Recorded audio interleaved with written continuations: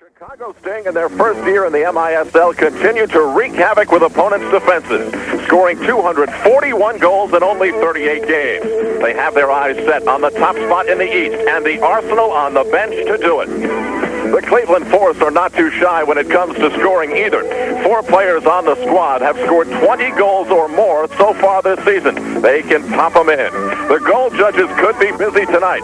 Stay tuned. The Chicago Sting and the Cleveland Force bring their offensive show to USA next. The Richfield Coliseum in Richfield, Ohio, the USA Network brings you the Major Indoor Soccer League. Tonight, a special edition Eastern encounter as the Chicago Sting take on the Cleveland Force. Tonight's game is brought to you by Budweiser. For all you do, this Bud's for you.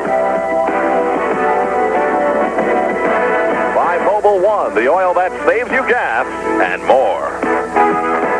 By Toyota, who reminds you that it's a good feeling to buckle up for safety.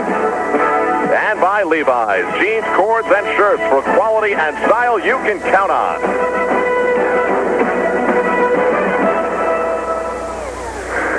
We are somewhere south of Cleveland at the famed Richfield Coliseum in Richfield, Ohio, and they're celebrating St. Patrick's Day 2 days early here tonight with green beer and so forth. And who are we to ruin their party? So we're chipping in with green flowers, and at great expense, USA Network has made sure that the artificial turf here tonight is green.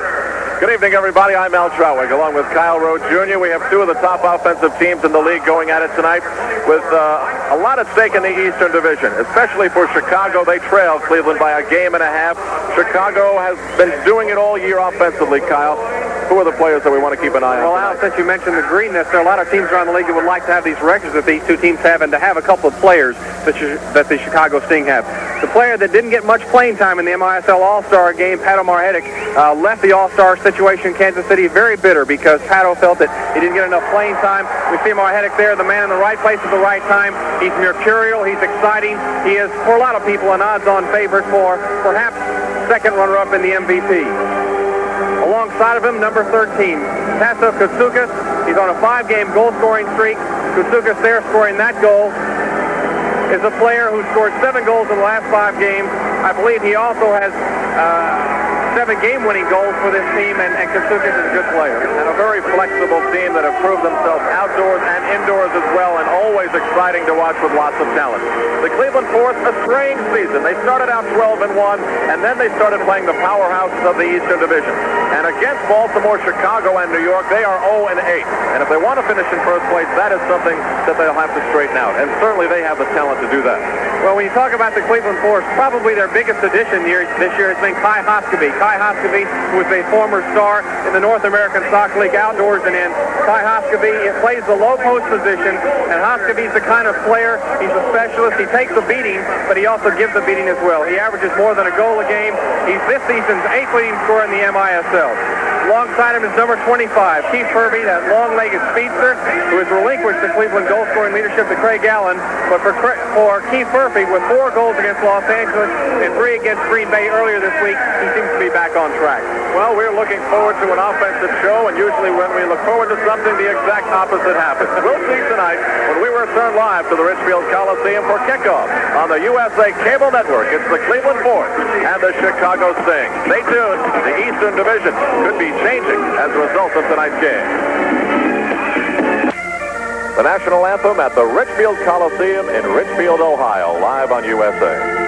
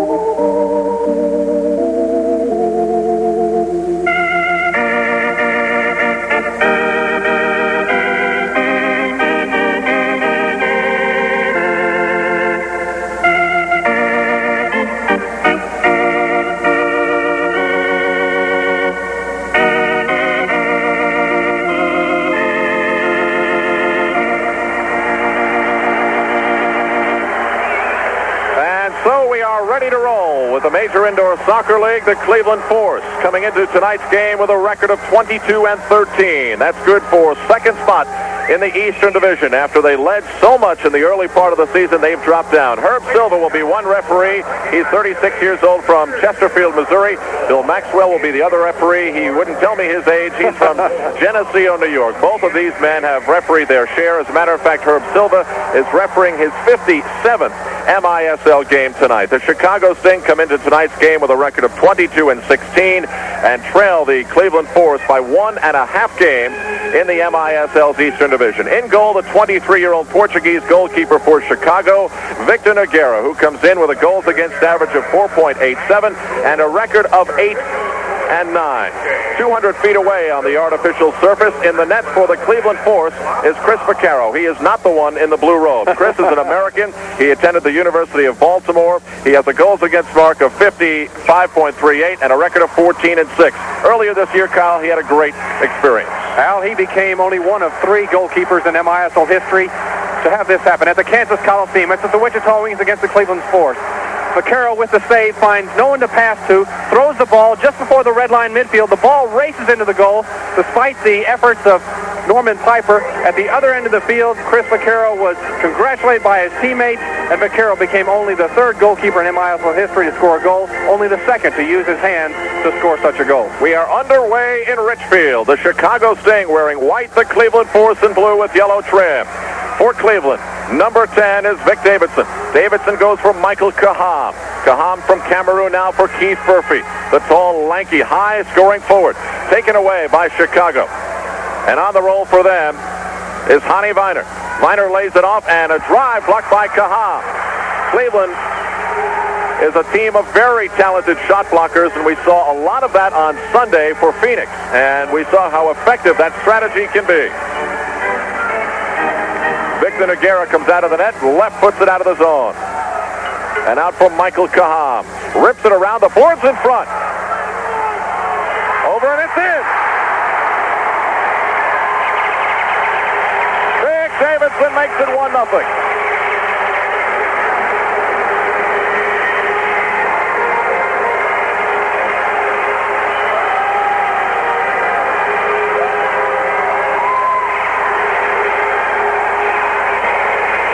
Defensive play, and Keith Murphy with the header to Vic Davidson on the far side for Vic Davidson. His 21st goal in the year. The assist, as we said, to Keith Murphy just 37 seconds into tonight's game. Vic Davidson, who had asked to be traded. He had his problems here in Cleveland, and he breaks the scoreless start of tonight's game. It's Cleveland 1-0. Bossmeyer. Otto Marhanic back to the corner for Viner. Viner slides around Keith Murphy, and it's swept away by Trevor Dawkins. 13 minutes and 35 seconds left to go in the first quarter. As Victor Nogueira makes a save, I take an opportunity to apologize for the audio problems that we are having. We certainly hope that they are brief, but we are, of course, attempting to rectify them at this very moment. Number 21 for Chicago, Tim Twellman, one of the Twellman brothers on this team. Tim, the older of the two, Mike, the younger. And now Cleveland. Craig Allen, number 16, who has been, I guess you could say, a true star this season. He has taken over the goal-scoring leadership of this Cleveland team, despite the presence of great scorers historically, Kai Hoskeby and Keith Murphy. It goes all the way back now to Chris Vaccaro, the Cleveland netminder, 2 hour left. He sends it out for Branko Radovic, the smooth Yugoslavian defender. It is broken up by Brett Hall, number 23 for Chicago. Karl-Heinz Granitza has it swiped away by Kai Hoskeby, and these two soccer greats mix it up, and Karl-Heinz Granitza is going to go. Karl-Heinz would probably like to give Bill Maxwell his contact lessons for a moment.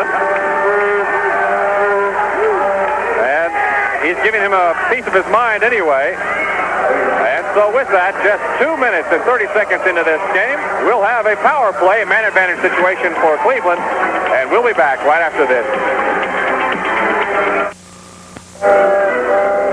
just underway with the Cleveland Force leading the Chicago Sting 1-0. Trevor Dawkins, the captain of the Force tonight, filling in for the injured Luis Alberto. Slides it on an angle for Kai Hoskeby. Hoskeby attempted to pass to Vic Davidson. It is broken up. And now Rudy Glenn, the former Hoosier, sends it ahead. It is broken up for Twellman by Trevor Dawkins. Rudy Glenn could not control the ball. Here's Kai Hoskeby. Nice quick pass for Dawkins. It goes instead to Craig Allen. Allen comes in, shoots, and a save by Victor Nogueira. Nogueira, a very sure save because Kai Hoskeby right at his feet, prepared to tap it in.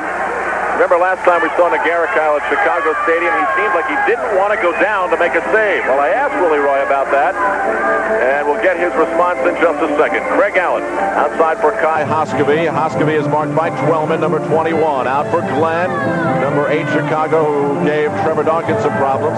Allen in front for Davidson. He had a wide open net and missed high off the glass. 11 minutes to go in quarter number 1.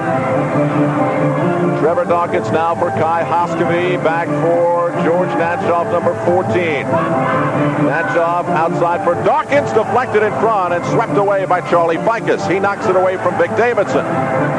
Cleveland putting on some pressure here. So far, Chicago, who seems pretty cool defensively. And they're within 4 seconds of killing the penalty. In penalty situations on the year, Cleveland about 6th in the league, around 38%, and in penalty killing, Chicago 5th.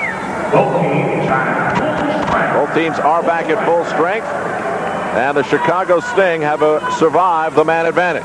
It is 1-0 Cleveland on the goal by Vic Davidson, 37 seconds into the contest. Anyway, Willie Roy said he likes stand-up goalkeepers. If God didn't want us to stand up, he would have put legs on our rear end, or something like that. Michael Kaham sends it back outside. Now Cleveland on the move. Charlie Green moves across the red line.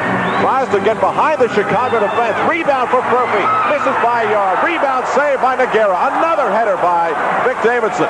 And a save by Nogueira. Chicago now out on the move. Tasso Koutsoukas. He's hot. 5 goals in his last 7 games. Koutsoukas shoots. And it was blocked. 7 goals in his last 5 games. Vaccaro, the outlet pass for Michael Kaham.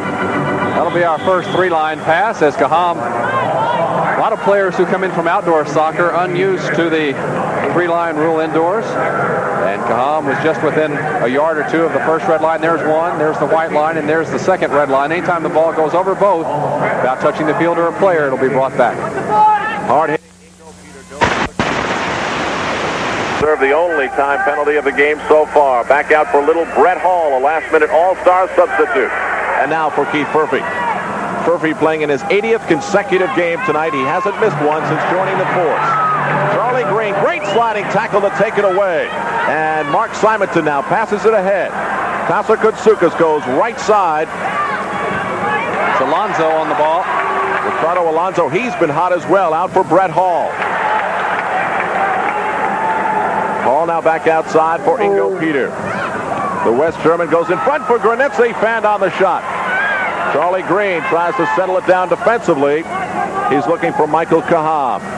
Kaham out for Davidson, and now back for Trevor Dawkins. 8 minutes and 47 seconds to go in quarter number 1.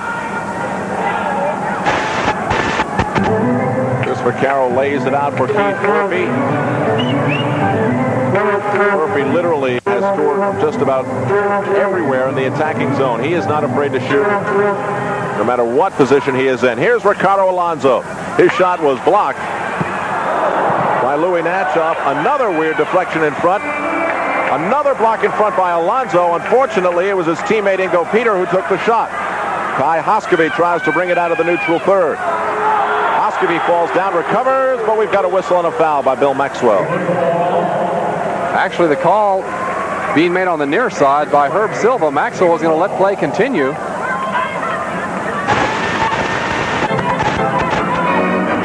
The advantage going to Cleveland, and Maxwell employing the advantage rule.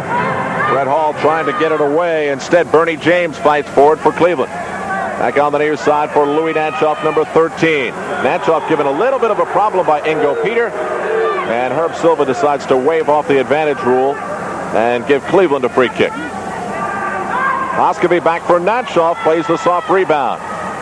Natshoff out for James. Hoskovy in front, missing wide was Craig Allen. Now it's in. Craig Allen.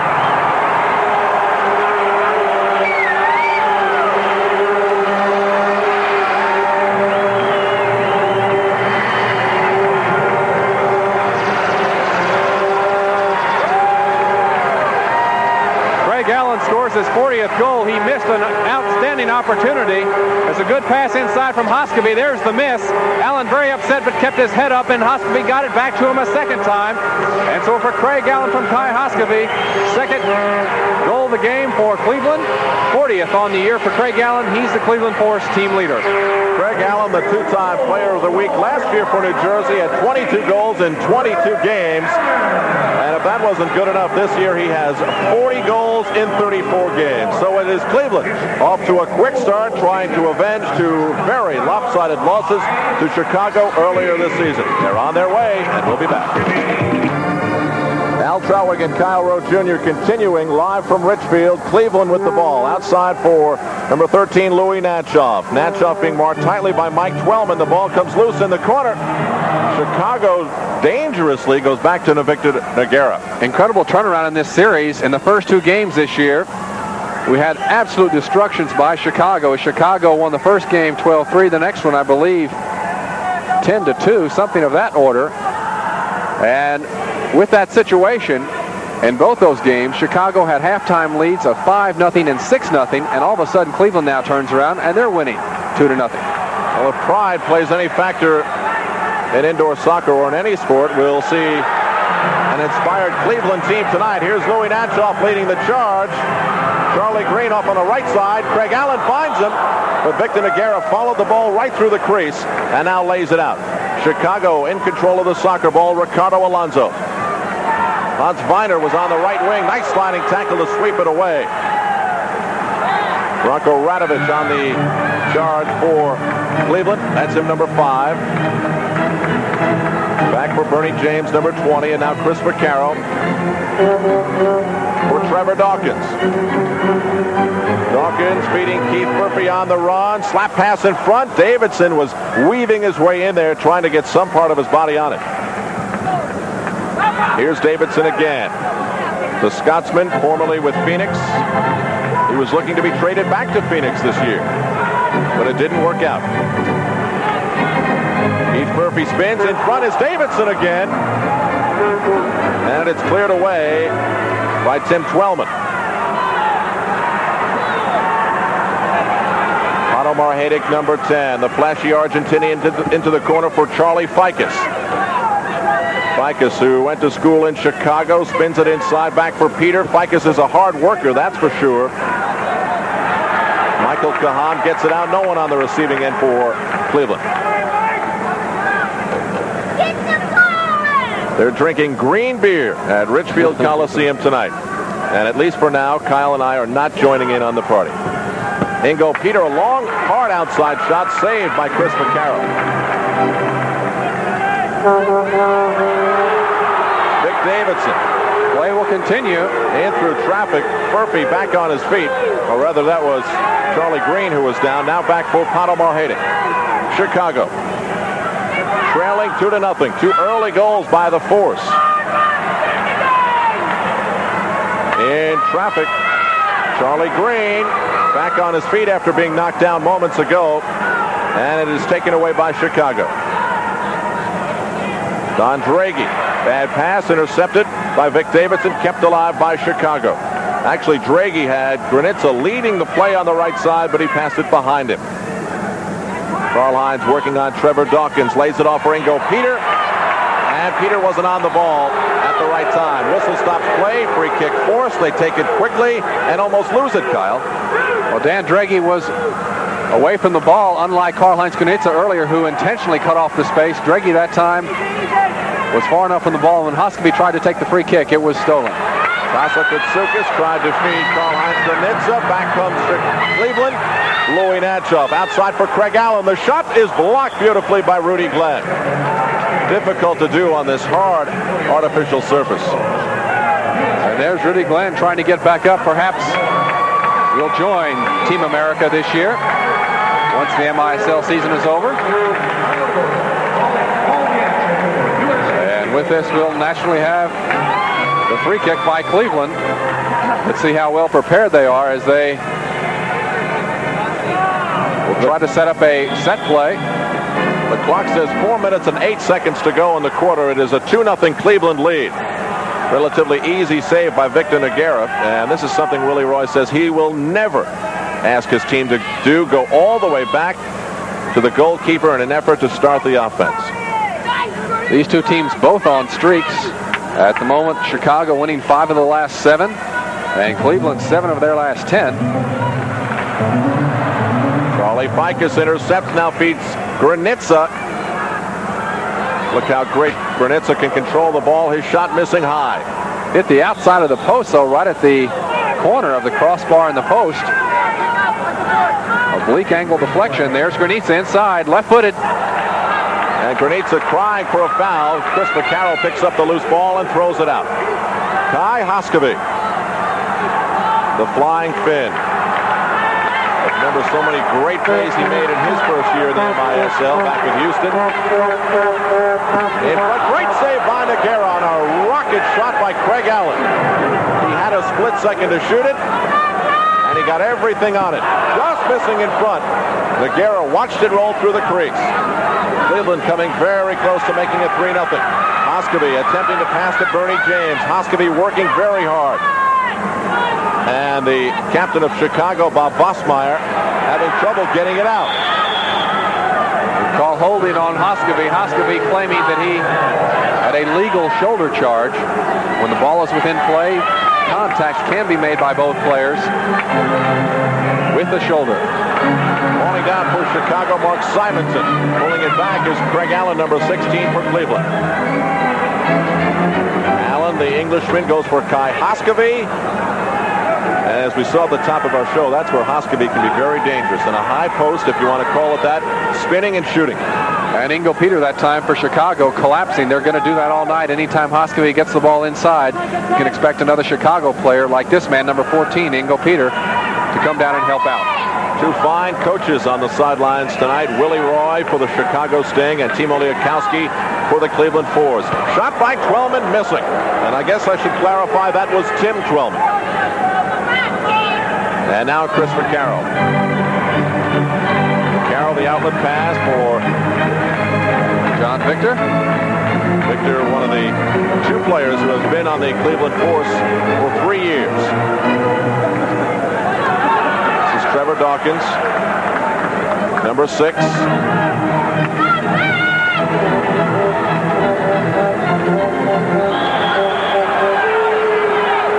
By Bill Maxwell stops play, and it will be a free kick Chicago.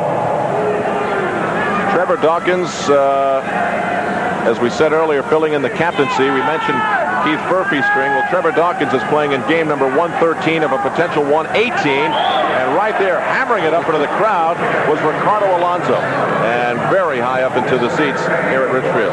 He put a pretty nice stress test on the wall as well. We're now taking a look at Timo Liakowski, former coach of the year, both outdoors and in, who has put together the chemistry of this Cleveland Force team. The first time they've really had a run at the championship in their MISL 5-year history. Most wins the team's ever had, 22. So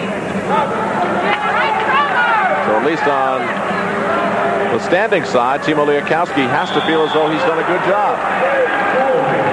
Herb Silva calls holding. Free kick for the Cleveland Force.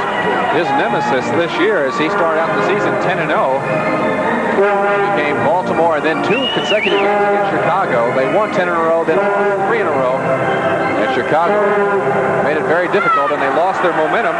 They've now regained it. Vic Davidson does not get off scot-free. He loses the ball. Back for Peter. It's in the net, and Chicago's on the scoreboard. Ingo Peter, one of the quickest, hardest shots in all of American soccer.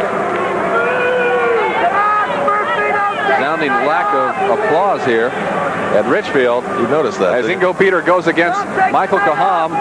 Kaham will be on the inside. And Kaham is beaten number 2, as well as Trevor Dawkins. The shot splitting both defenders. 13:59 was the time. Chicago back to within 1. Peters 22nd on the year. We're inside the last minute of the first quarter of tonight's game. Ricardo Alonso for Chicago. Vic Davidson breaks up the play. Here's Trevor Dawkins. Dawkins out for Keith Furphy, and Furphy can move. Furphy runs onto the ball. Going stride for stride with him is Karl-Heinz Granitza, or rather Hans Weiner. Outside, and Mike Twellman is there. Charlie Ficus leading the play for Chicago. That pass is off. In front was Vic Davidson. And it looks as though Vic Davidson is setting up camp right in front of the box. And that time, Nogueira was there to stop him. Twice Nogueira has taken point-blank shots and cut off the angle. Deep into the corner, Charlie Ficus working against Michael Kaham. And Kaham, at least at this early part of the game, is impressing me as a very smooth, calm defender. Well, Cleveland has defended Chicago to 1 goal. They have scored 2 as the buzzer sounds, wrapping up the first quarter of play. The Cleveland Force lead the Chicago Sting, and they're on their way. Right now, so are we. We'll be back. Springtime seems to have hit the East Coast, and just outside of Richfield is Hinckley, Ohio. We spoke about it last week, and today in Hinckley was Buzzard Day, and we missed it. The Buzzards returned to Hinckley. Well, there are no Buzzards right there. We were taking a look at the Chicago Sting, the team that leads the MISL in goals scored, as we now take a look at the Cleveland Force. Let's take a look at the earlier save. Here's George Nanshoff with a nice pass to Craig Allen. And Craig Allen will hit it first time he's inside the box. The pass beating the Chicago defense. And Nogueira takes it off his chest. The head snaps back. He went to his knees for a moment, back up for a standing 8 count. Nogueira made 7 saves in the first quarter. Chris Vaccaro at the other end of the field made 3 saves. Both teams released 11 shots on goal. Cleveland leading the Chicago Sting 2-1 on the line tonight. A game and a half in the Eastern Division, which is the lead Cleveland has over Chicago. So Chicago could chip a game off of that with a win here tonight. Tasa Koutsoukas for Pato Marhadic. Marhadic just missing. Marhadic, who's gone scoreless in his last 4 games, saw spotty duty in quarter number 1. A back heel for Brett Hall. He unleashes a left footer. Out for Marhadic again. Marhadic's pass is broken up by Bernie James, and Craig Allen comes out with Louis Nanshoff, number 13. Broken up by Tim Twellman.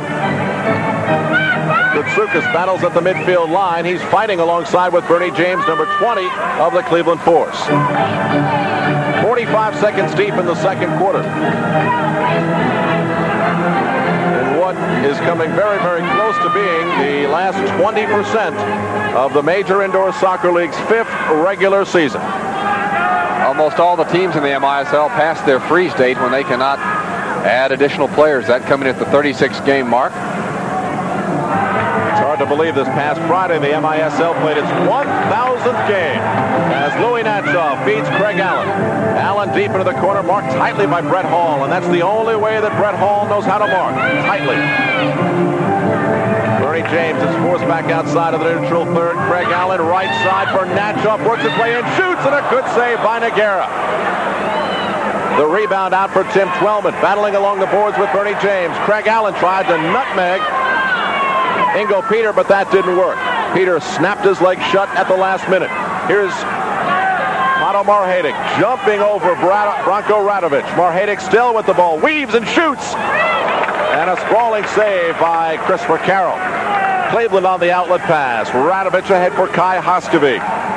Stocky, muscular, and very tough is number 12 for Cleveland. Louis Nanshoff, one of the 2 Nanshoff brothers out of the University of Akron. Branko Radovic now for Keith Furphy. Furphy works and fires, and it's slapped over the glass by Victor Nogueira. We'll have a corner kick. We've got a tremendous contrast in style. Kai Hoskevik and Pato Marhadic, both successful players. Here's Keith Furphy moving to the inside. Very quick start. That one having a mark for the upper corner. But with that, we've got 12:49 left in the first half. In Cleveland 2, Chicago 1. We'll be back with more right after this. We continue live from what is called the North Coast of Ohio. The Cleveland Force leading the Chicago Sting by a score of 2-1. with 12 minutes and 41 seconds left to go in the first half. This is Karl-Heinz Granitza leading Twellman. This is Mike bouncing it in front. A sprawling attempt by Chris Vaccaro to make the save. Here's Vic Davidson. The outlet pass by Vaccaro. Leading the play is Charlie Green. That last touch on the ball, it hurts so many players, Kyle. Why is it sometimes that last touch is the one that they lose? Is it the pressure or what? Well, certainly it's difficult enough without having defenders, but when you're going full speed, when players are taught how to trap a ball or do any skill, they first start without any kind of pressure at all and then try to increase it slightly, and some of these players are still developing. Of course, the most prolific players in this league are the ones who are able to move at top speed and still maintain control of the ball. And there's one right there, Keith Murphy. And, of course, as usual, you say something nice about a guy, and he blows the play. Murphy loses it, and Victor Nogueira gets it out. We mentioned the 1,000th game of the MISL. Interestingly enough, the New York Arrows participated in the first and the 1,000th game of the MISL. The first back in 1978, the 1,000th back on Friday. Here's Chicago inside the Cleveland zone. Number 12, Granitza works and spins. A great shot, missing by a yard. The rebound off the glass on the follow-up shot. Weird bounces in the corner. Number 24 is Mike Twellman for Granitza again. Keith Murphy does his defensive share. Murphy is tangled up, not too nicely, I might add, with Mike Twellman. Mike Twellman, a nice tackle like a cornerback on a wide receiver as Twellman was down, realized that Murphy would get away and wrap those arms around his ankles. Of course, on the line over there was the well-being of our USA Network banner. Must keep your priorities. Michael Caham slides one forward for Vic Davidson. Nice reverse kick now for number 21, Charlie Green. Vic Davidson lays it off for Craig Allen. The Englishman slides it behind the defense, tries to move a pass in front. But Victor Nogueira was there to stop it with his right hand. The strong hands of Nogueira. Back comes Tasa Koutsoukas. Goes to the left side for number 11, Mark Simonson, who is fouled.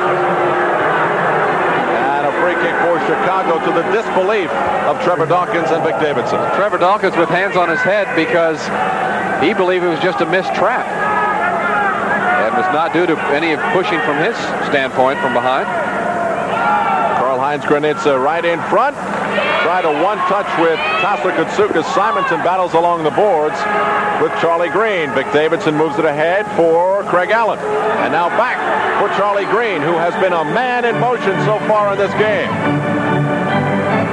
This is a much better Cleveland Force team than we saw in Baltimore in our last viewing of the Force. Michael Caham, a right-footed shot from the left side. And the result was an awkward shot, as you might expect.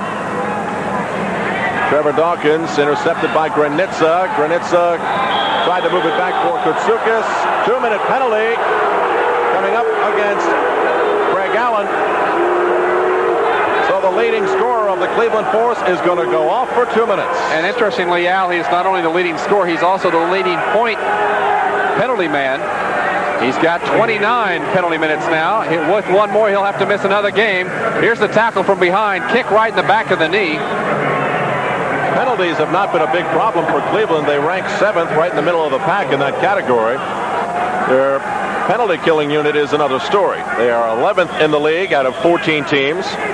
Meanwhile, the man advantage for Chicago, considering their scoring prowess, is disappointing. Only 9th. We'll see what happens here. They go with Granitza, Ricardo Alonso, Tasa Koutsoukas, Ingo Peter, and Bob Bosmeyer. Cleveland defends with Keith Murphy, Bernie James, the shot blocker, Branko Radovic, the very smooth defender, and Trevor Dawkins, tonight's captain. 5 against 4 on the field, less the goalkeepers. Out for Bob Bosmeyer. Bosmeyer, the former member of the Montreal Manique. Loses it on the ball as Chicago puts on the pressure. Cleveland just trying to clear. Cleveland with an outstanding shorthanded goal scorer. Take a look at the man advantage attempts and the percentage. That'd be Keith Murphy, who's going to play the point. There he is right there, number 25 for Cleveland. For Chicago, on the other hand, their man advantage specialist, Karl-Heinz Granitza, with 5 man advantage goals on the season. He'll be to the left. Just to put that 31% in perspective, the best percentage in the league is 48%. So Chicago well off the leading pace by 17 percentage points. Bob Vosmeyer now for Ingo Peter. Cleveland trying to protect from Karl-Heinz Granitza's left foot. There's Granitza. There's the shot. He got off the left-footed shot as we see Cleveland setting up in a 4-man box defense. We're accustomed to seeing in most situations a diamond defense on the penalty killing unit. And they're trying to overplay on the far side. They don't mind if Ingo Peter takes the shot, but they do not want Granitza to take it.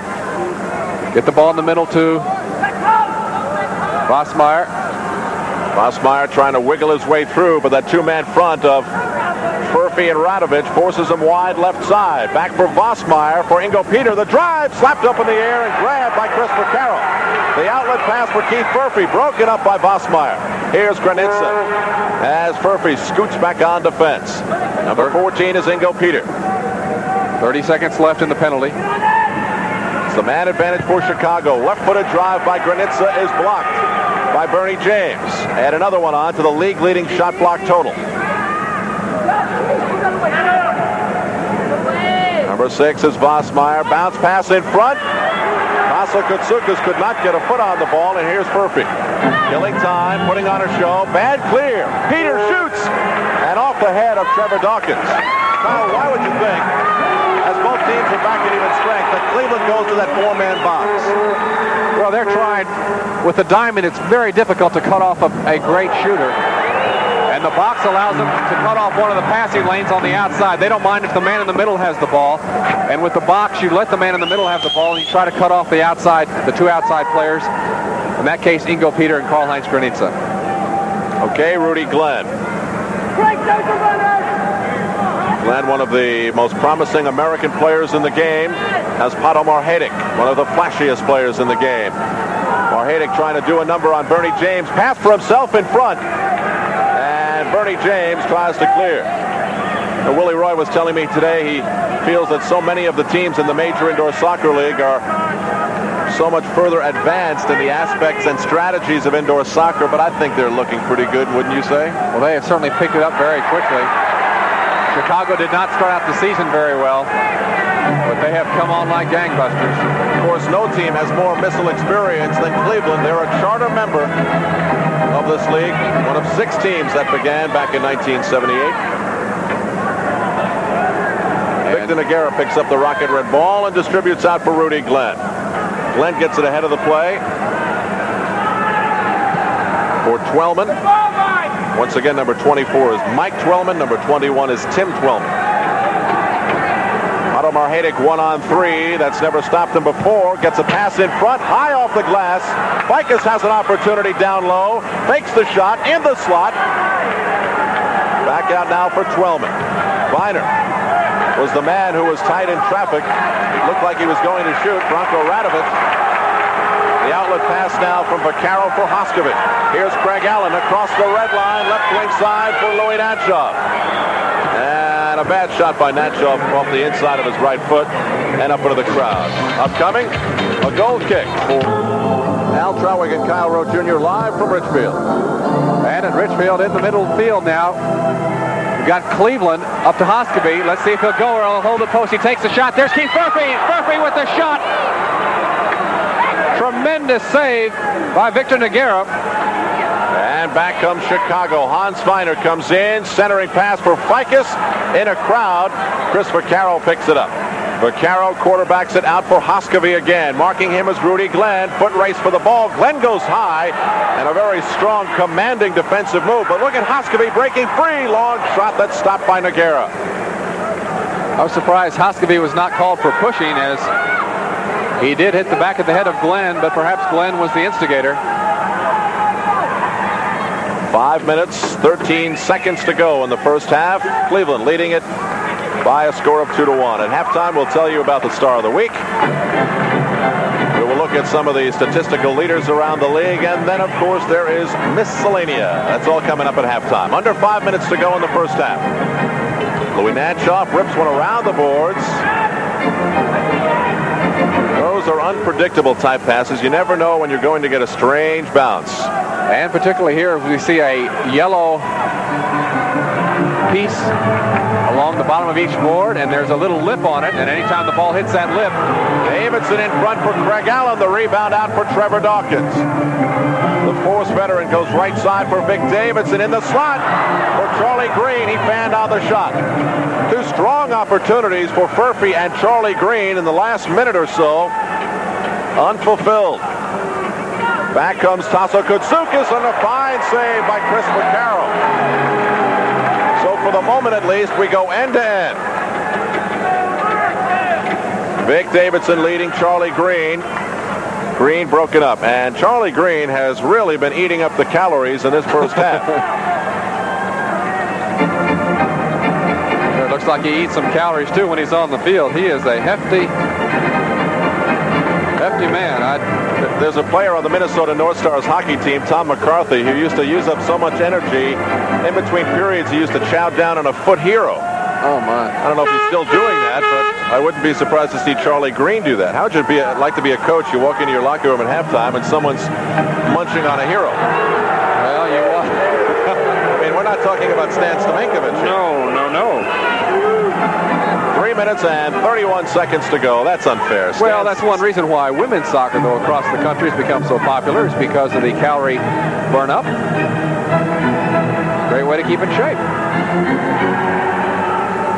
3:25 to go in the first half, and Cleveland leading Chicago 2-1. Down deep is Ricardo Alonso. A late early season addition. A long drive, stopped in front by Vaccaro. Kept alive by Koutsoukis. Here's Brett Hall, a player I love to watch. He's constantly buzzing around, and with a name like the Chicago Sting, it's in the net. A weird bounce, and Chicago ties the game. Brett Hall, that's only his 5th goal on the year. Let's see him go in the corner. I thought he had made a bad pass to himself initially, and he'll probably be unassisted as he took the pass in the corner. He tries to follow it up. Is not there, but it mishits off of Davidson, I believe, and there's Brett Hall with trying to pass it. It goes off the defender, Trevor Dawkins, and goes into the goal. So the shot, as there are no defensive goals, no own goals in indoor soccer. Brett Hall, the last player to kick it, and indeed it went off the boards against Trevor Dawkins. So MISL All-Star Brett Hall registers number 5 as Victor Nogueira swipes it out of the Chicago penalty area. The game is tied at 2 on a, well, I guess you'd have to call it a lucky goal for Chicago, but they'll take it. Bad passes sometimes become great goals in this league, a fact we frequently mention. It's the indoor pinball aspect of it. Mike Twellman, neutral third for Chicago. Right point for Mark Simonton, one of the many Hoosiers that have played for the Chicago Sting. Back outside for number 6, Vosmeyer. And it is a tight defense that we're watching right now. You'll never see Chicago sit on the ball, as it seems that they're doing right now. What is happening is that Cleveland is denying them open field. Here they come. Chris Vaccaro gets back in the net to grab that loose ball. Well, how did that play develop? Vaccaro trying to get the ball off the wall on the rebound, almost knocked it into his own goal. Heavy forechecking by Kai Hoskeby on Vosmeyer. Cleveland was so intent on pressing in the neutral third, they got left with nobody back on defense. Here's Bernie James trying to prevent Hans Weiner from doing anything, and now Craig Allen. Nice move to get around Simonton. How many people are able to spin Mark Simonton around like that? Kai Hoskeby now along the boards where he is dangerous. Vosmeyer marks in. Hoskeby, quick shot on Nogueira. That's where Hoskeby gets a lot of his goals, on those quick releases. Very unusual to let a defender, to have a defender let Hoskeby turn on him like that. Hoskeby missed on the sliding tackle. Back comes Chicago. Simonton for Marhadik. And as you watch Marhadik, keep in mind he's in his option year. Locked down in front by Bernie James. Guess who? That's got to be up near 90 blocked shots in the season for James.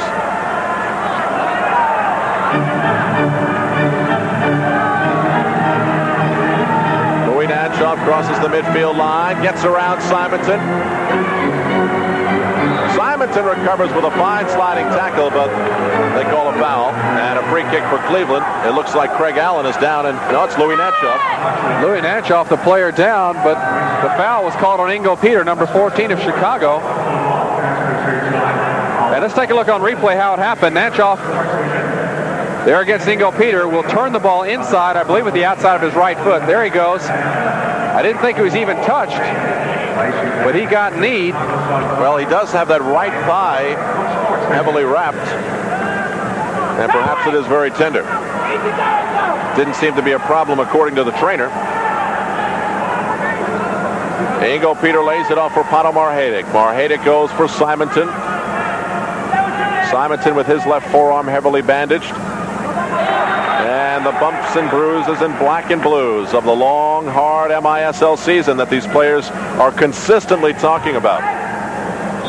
That had to be a push, yes. Mark Simonton pushing from behind. Bill Maxwell delaying the call a little bit. And Chris Vaccaro will put the ball in play. Right next to him, Bill Maxwell. Maxwell saying, let's get this game going here. When you talk to Bill, it's really enjoyable to hear his Scottish accent.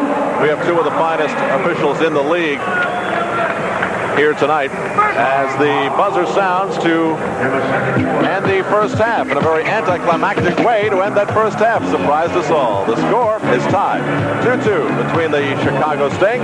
For Chicago, Ingo Peter and Brett Hall. For Cleveland, Craig Allen and Vic Davidson. And we'll be talking about the first half and what happened in it later on. But right now, an update of what's going on around the Major Indoor Soccer League. Who's doing what, who's scoring, who's not. And we start things off with the player who performed the best over the past week in the Major Indoor Soccer League. After scoring 7 goals and 7 assists this past week and leading the Memphis Americans to 3 wins, Stan Stomekovic has been chosen MISL Star Selection of the Week by the Professional Soccer Reporters Association. Breaking the 100-point mark Sunday, March the 6th in a game against Pittsburgh, Stan scored 2 goals and 4 assists to lead the Americans to a 7-4 win. Then on Thursday, March the 10th, Stan scored 2 goals and 3 assists in the Americans' 7-6 overtime victory over the Phoenix Inferno. That evening, Stan also broke the league record for assists in a season, scoring his 61st. The previous record of 60 had been set last season by Steve Jungle. Stan continued his magic during the final game of the week, scoring all 3 goals for the Americans in this 3-2 victory over the St. Louis Steamers. That win extended the Americans' winning streak to 3, their longest of the 82-83 season. Stan Stomekovic, the MISL Star Selection of the Week. And Kyle, we now move over to take a look at the top scorers in the Major Indoor Soccer League. And Stan, as you were just talking about him, is leading in that category, 52 and 61, the highest numbers in the league.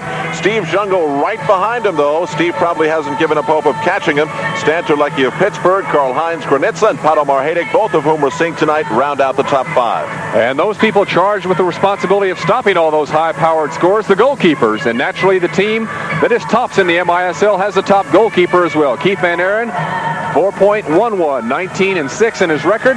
The New York duo of Shep Messian and Zoltan Toth, second, leading that New York defense that has allowed the fewest goals in the MISL this year. And rounding out the top 5, Slobo Ilievsky and Helen Mayer. And some little tidbits from around the league. We're talking, of course, about miscellaneum. The first item, Shep takes some flack. Shep Messing has recently returned to the New York Arrows lineup after being sidelined a few weeks with a bruised kidney. Shep is now playing with a flak jacket he received from New York Jets quarterback Richard Todd. By the way, Shep is the only one of 22 5-year MISL players to play for only one team. And as long as the music plays, the players try to keep on dancing to the beat of the MISL's challenging schedule. And how difficult is it to play day in, day out in the MISL? Well, of the 319 players who have performed this year, only 30, less than 10%, have been able to answer the bell for every round of MISL action. In 3 cities in the MISL, they're talking about a team turnaround. Leading the way this year are the Kansas City Comets, who have turned a 10-25 mark into a 20-15 record. Cleveland, you're seeing them tonight, turned a 15-20 record into their best season ever. So far, 22-13. Phoenix, 13-25 last year, 19-19 this year. Great going for those 3 teams. And East or West? Well, he's still the best. And despite the fact that Steve Jungle may not repeat as league scoring champion, the Golden Bay Star reached another milestone last Saturday, scoring his 600th career point. And how good has Steve been? Well, his nearest all-time point challenger, Fred Grigurev, has 333 total points, just a little over half of Jungle's total. And so that is some of what's happening around the 14-team Major Indoor Soccer League. Right here, we're at halftime at the Richfield Coliseum in Richfield, Ohio. USA continues its coverage of the MISL right after the... Back at Richfield Coliseum, our halftime score, the Cleveland Force 2 and the Chicago Sting 2. Things got underway very quickly at the start of the game. Vic Davidson got it off for Cleveland, 1-0 with an assist from Keith Murphy. And then two more goals were scored in the first quarter. Cleveland taking a 2-0 lead as Craig Allen was the player who got this goal.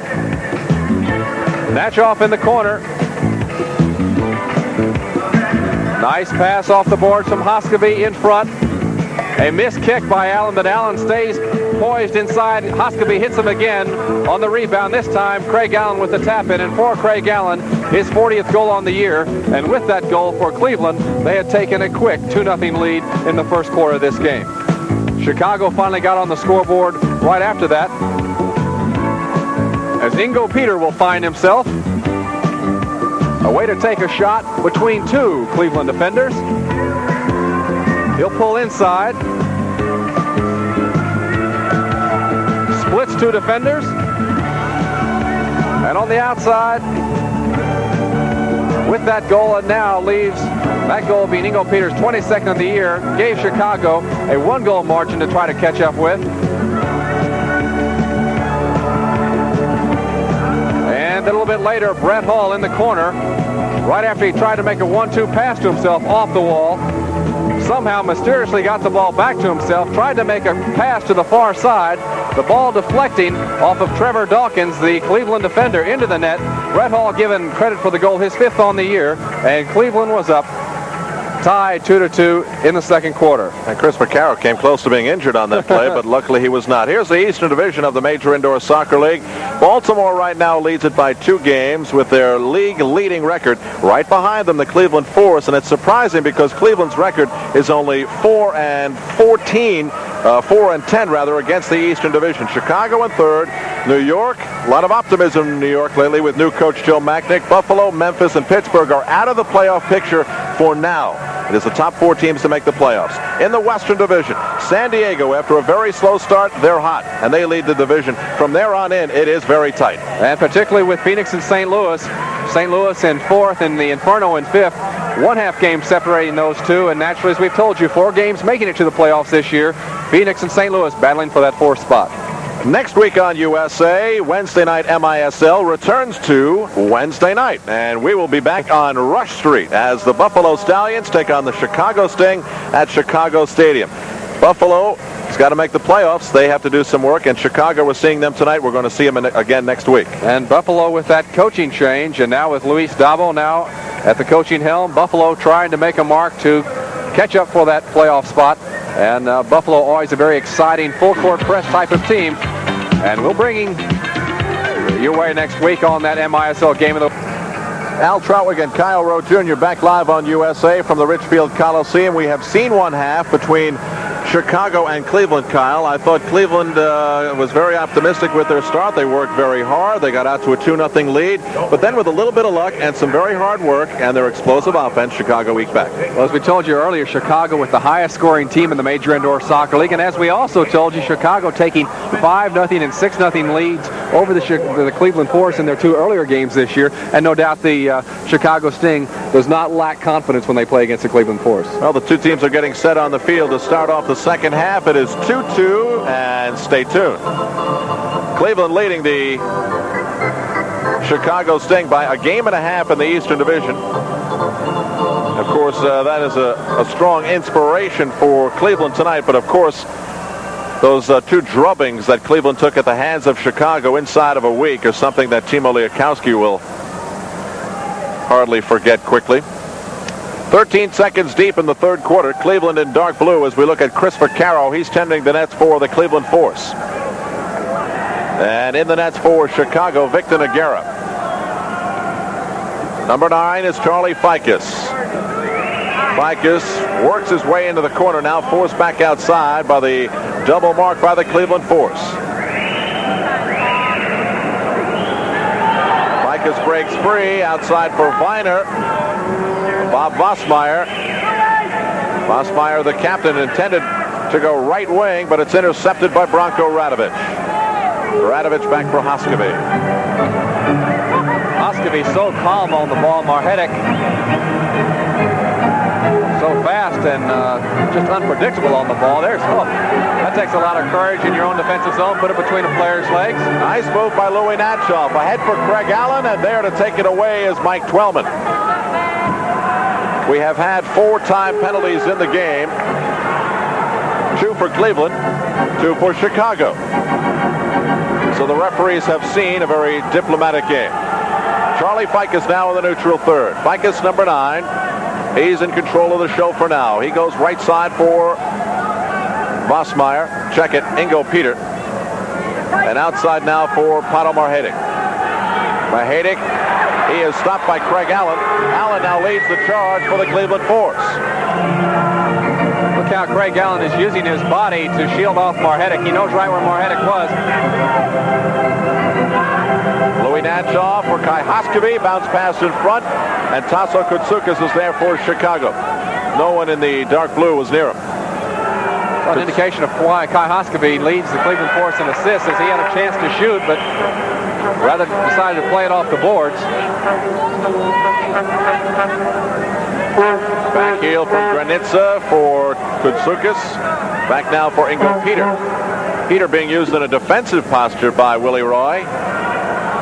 Granitza outside, a hard shot off the boards by Viner. And a very calm play by Trevor Dawkins for Chris McCarroll. Well, a man of almost 20 years experience, Trevor Dawkins knew right where he was. But still, I think the old principle is the same. When in doubt, kick it out or whack it out. Dawkins knew that there was not a Chicago Sting anywhere around him. Free kick for the Cleveland Force in between the red lines. Koutsoukas forces Dawkins to get back and make the defensive play. He gets it into the Chicago defensive third. Here's Granitza laying it off for Brett Hall. On the run with him is Michael Kaham. Hall sends a weird bounce in front. Those passes, you're never quite sure where they're going to come off. Keith Murphy on the run for Cleveland. Murphy fires. And the save by Nogueira. Murphy and Vic Davidson, the 2 forwards on the field, have on occasion had a little battle. That time, Davidson open on the far side, and Murphy, with all that space, didn't pay him any attention at all. He knew he was going to shoot. Ingo Peter outside for Brett Hall.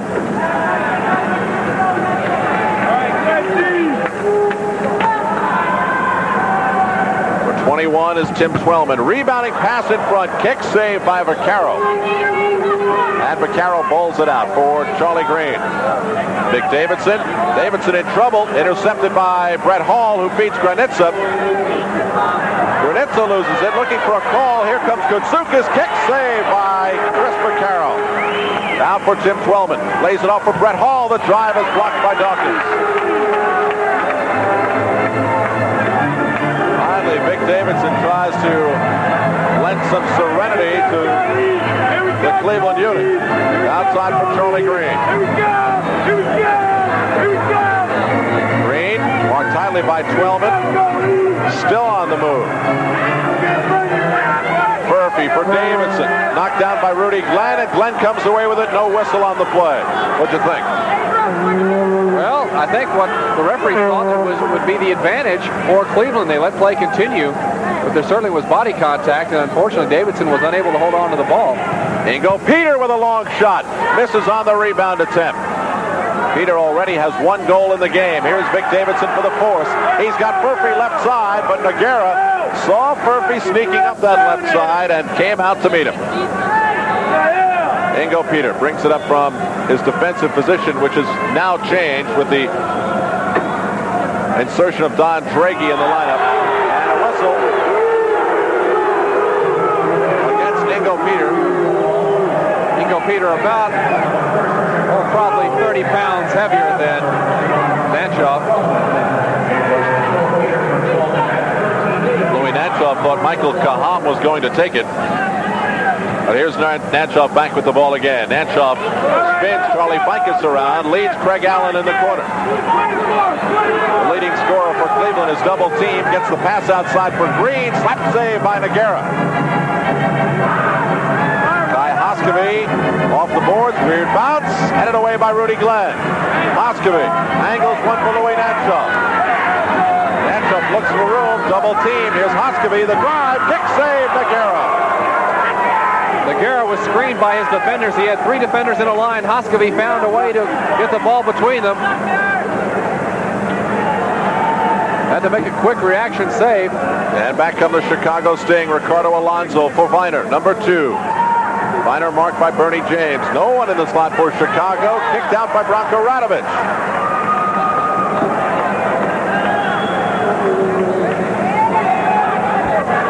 Cal, we've seen and already proved with the statistics that both of these teams are great offensive teams. But which one do you think is the better defensive team?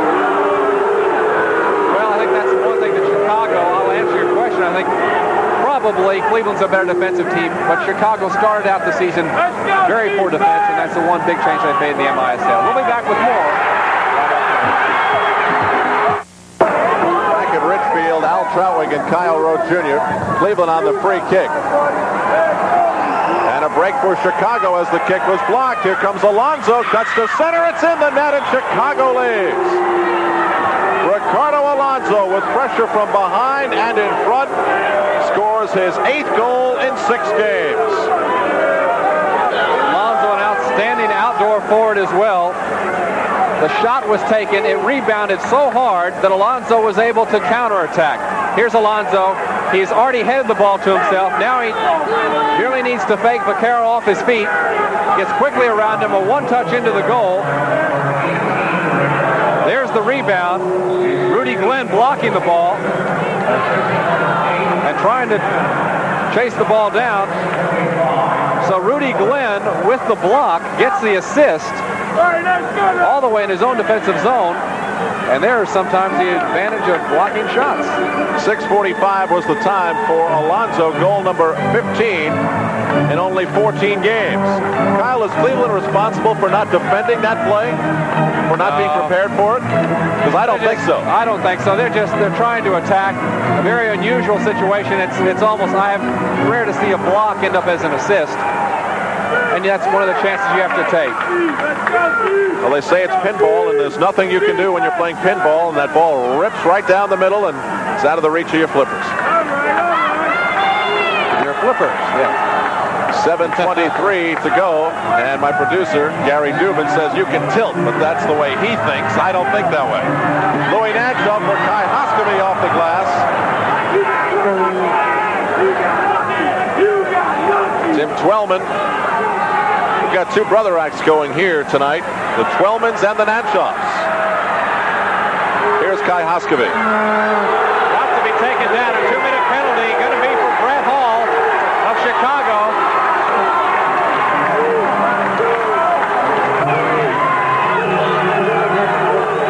Kai Hoskevy, the player who moments ago missed a tremendous opportunity here in trying to make up for his mistake.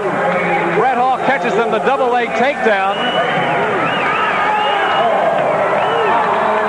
Hoskevy stopped up in the booth prior to the game and told us to say hello to some friends watching in Edmonton. We said, Kai, they'll be watching illegally. He said, say hello to them anyway. So I said we can't. So Brett Hall sits it out for 2 minutes. Back to the action. It's a Cleveland man advantage. Second Chicago penalty on the night.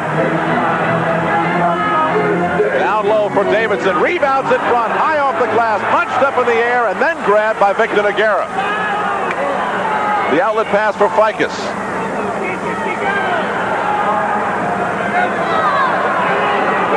Tim Twellman sends it into the corner for Vic Davidson. Cleveland in the man advantage, 6th in the Major Indoor Soccer League. Chicago 4th in penalty killing. They're much better at killing penalties than scoring when they have the advantage. George Nanchoff sends a cross for Vic Davidson. Charlie Ficus tries to clear. It does not get out. The referee is in play. Here's Natshoff, number 14. Shot is blocked by Vossmeyer for Davidson. Now for Hoskeby. Davidson heads it for Greg Allen. That didn't work. It's Trevor Dawkins, Kai Hoskeby, Vic Davidson, Craig Allen, and George Natshoff. Tim Twellman, Bob Vossmeyer, Charlie Ficus, and Rudy Glenn for Chicago. George Natshoff misses by 3 feet. Cleveland tries to stay very calm. Hoskeby, the man on the ball. He would like to see Chicago never touch the ball. Davidson's open on the far corner. They try to get it to Davidson, but the ball rebounds off the boards awkwardly.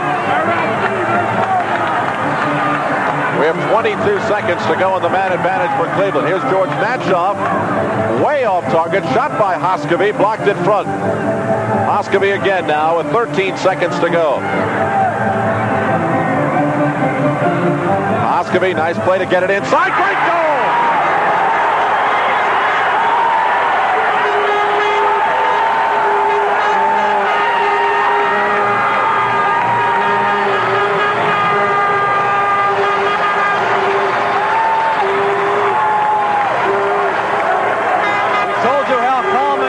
Kai Hoskeby was on the ball. He'll get the ball back here. He'll wait. He'll turn inside. Seconds left in the man advantage. And there's the pass to Vic Davidson. 5 seconds left in the penalty. And Vic Davidson, 22nd goal on the year. And for the Cleveland Force, a man advantage goal. And they fought it back with 5:04 left in the third. It's 3 apiece. Back at Richfield, the score, as you see, is 3-all between the Chicago Sting and the Cleveland Force. Cleveland converting on the man advantage. Davidson's 22nd at 9:56 from Hoskeby. The team leader in assists notches one more.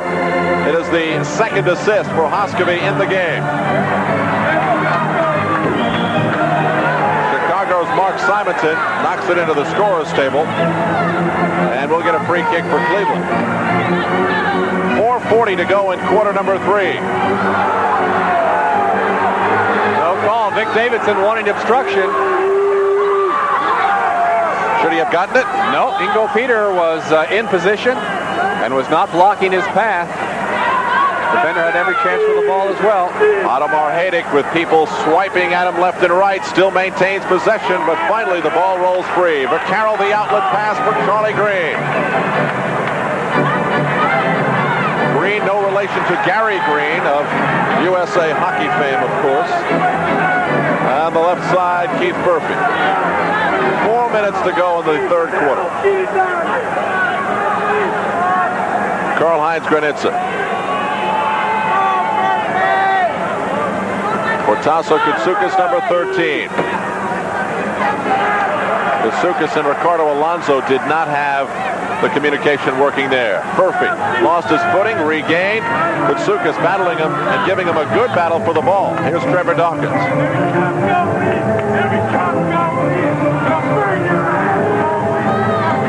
Dawkins for Murphy. And that time a foul on Ingo Peter. Same player, Ingo Peter. Peter, who had scored the first goal for Chicago tonight. Very powerful shot. Murphy trying to dish a pass, or trying to get a pass from Charlie Green. Green was really being pestered by Mark Simonton. Back out to the neutral third. 3:15 to go in the quarter. Michael Kaham for Charlie Green. And Herb Silva, right on top of the play, whistles a foul on Simonton. I would say Charlie Green is a shoo-in to take this next game. Oh, gosh. Don't say it. No, I won't say it. Those are too easy. Victor Nogueira comes out. The outlet pass now for Brett Hall. 3 minutes to go in the quarter. Brett Hall lays it off for Ricardo Alonso. Alonso for Koutsoukas, number 13, now for Brett Hall. Hall is still buzzing all over the field. Koutsoukas tries to get a pass for himself in front. Chris Vaccaro is there to stop it. Vaccaro with a soft touch on the distribution. Out comes number 5, Branko Radovic. Radovic for Murphy. Murphy enters the Chicago zone. Drive, save by Nogueira. Charlie Green back for Murphy. Here's Hoskeby, quick shot. Noguera was right on top of the play. Hoskeby almost hitting what would be called in basketball a fall-away jumper. Had the ball come in at his feet, but he was running backwards and could not get full power on it. Ricardo Alonso rips one off his left foot. Chested down into the corner by Branko Radovic. Out for Ingo Peter. Peter on Radovic. The shot, the save by Vaccaro. Chris gave up a short rebound, but quickly picked it up and rifled it out for Kai Hoskeby. Hoskeby nutmegs Vosmeyer and is dumped down by Ingo Peter. Now, in my opinion, that's got to be something more than just a free kick. Hoskeby's going in all by himself. If Ingo Peter doesn't dump him to the ground. Hoskeby's going to get very upset. There's the tackle from behind. Carlo Alonso gets by Hoskeby, could not get by Radovic. Here's Ficus on the Chicago counterattack. We have not seen very much quick counterattacking tonight. A little bit more deliberate from both sides, and perhaps the style of play has forced itself upon the game in that regard. Tight marking by both teams slows down the offense.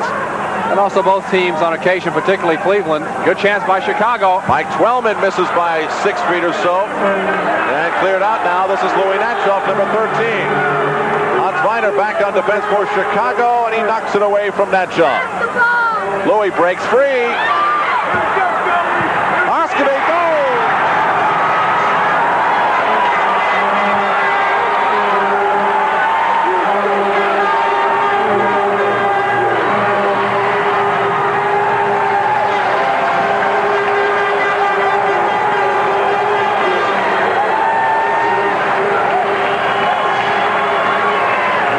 Tries to move inside, does take the shot. Hoskeby there as his defender leaves him. Hoskeby scoring his 30th goal on the year, and Hoskeby with that goal now takes the club leadership in total points scored over Craig Allen. And as Al told you minutes ago, is also the assist leader for the Cleveland Force.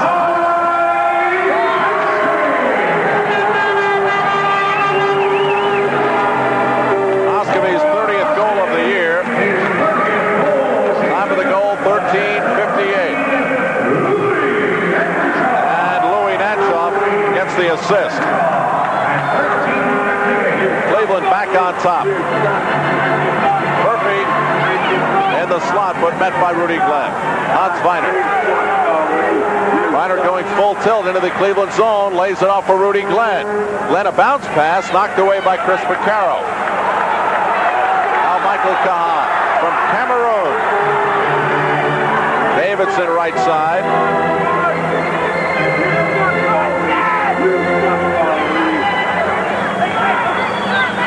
Murphy back to the net, beaten to the ball with a nice header and a good defensive play by Hans Weiner.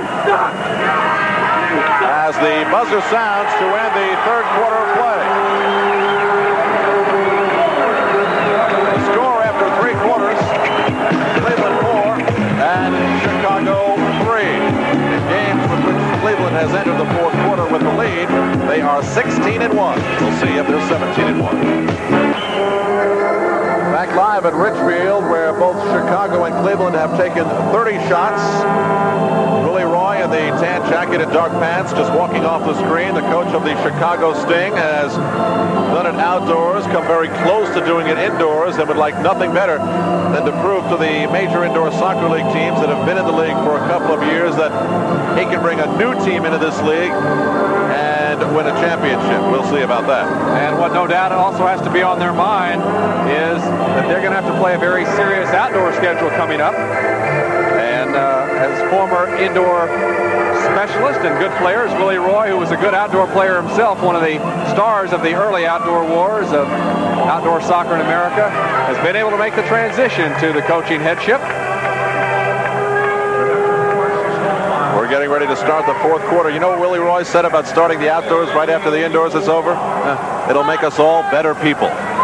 I don't understand that one, but he seemed like he wasn't worried about it. I guess adversity can do that. Cleveland leading Chicago by a score of 4-3. Vaccaro has made 13 saves in the game. Noguera 17. Both have been very busy on numerous occasions. Here's Craig Allen Allen for the Cleveland Force, breaking in left side. The drive, handled by Victor Nogueira after giving up the rebound. Nogueira goes out to his teammate number 21, Tim Twellman. Twellman back for Karl-Heinz Granitza. Twellman back for Karl-Heinz. Outside for Ingo Peter. Peter fires. Shot was blocked. Most people quite amazed that Karl-Heinz Granitza not placed on the Major Indoor Soccer League All-Star team. Certainly is amazing that the team's top offensive team put only one player in the MISL All-Star Classic this year. Well, with Brett Hall, who was added as a second defender, but in 12 players selected, only one was, and Karl-Heinz Granitza, the fourth leading scorer in the Major Indoor Soccer League. Here's Louis Natchov trying to break out. Natchov has it knocked away by Ingo Peter. Peter confronted by Kai Hoskevy. He dishes it off left side for Charlie Ficus. And that's all Hoskevy wanted to do, force the pass.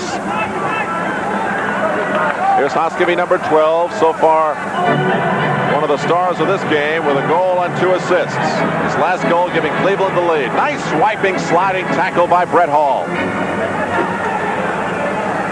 Bernie James, number 20. Branko Radovic, number 5. A very fine defensive tandem for Cleveland. Meanwhile, Chicago goes with Tim Twellman and Brett Hall. Not a bad defensive duo either. Brett Hall out for Charlie Ficus, number 9. Ficus picked up by Vic Davidson. Davidson has 2 goals in the game. His 21st and 22nd on the year. Loose in front. Bernie James clears, but not out. Granitza outside for Viner. Shot by Twellman. Weird bounce off the boards and missed by a couple of feet. Ficus thought the ball was going in the net.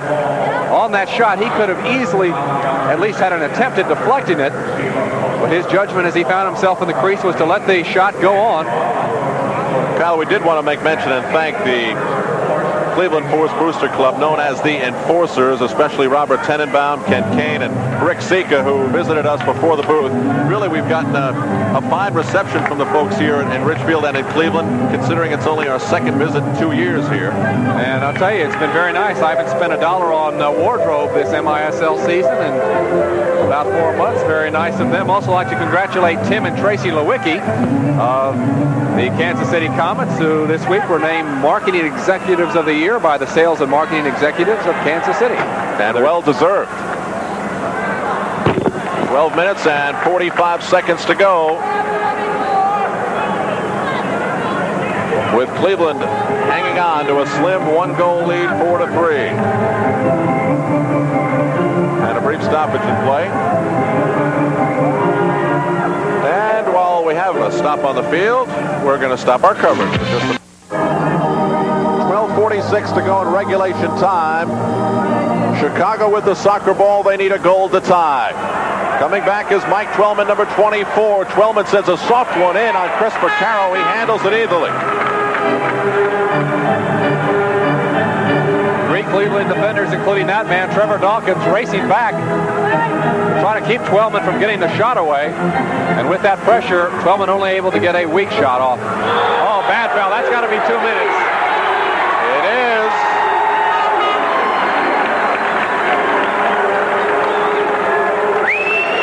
Bob Vossmeyer is going to go. Take a look again. Vic Davidson was going to have a 2-on-1 fast break for Cleveland. He makes a fake and turns. And the former star of the Scottish First Division, in going down on the ground, taking a bruise, also gets 2 minutes for this man.